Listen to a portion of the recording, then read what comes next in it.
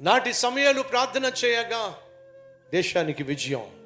నేటి సమయాలు నువ్వే. నీ ఇంటికి సమూయేలువు నువ్వే. నీ ఇంటికి హన్నావి నువ్వే. నీ కన్నీటి ప్రార్థన ద్వారానే నీ కుటుంబం సస్యశ్యామలంగా ఉంటుంది. నీ కన్నీటి వల్లే నీ కుటుంబం కట్టబడుతుంది. నీ కన్నీటి వల్లే నీ బిడ్డల బ్రతుకు బాగుంటుంది. నీ కన్నీటి వల్లే నీ చుట్టూ క్షేమము సమకూడుతుంది.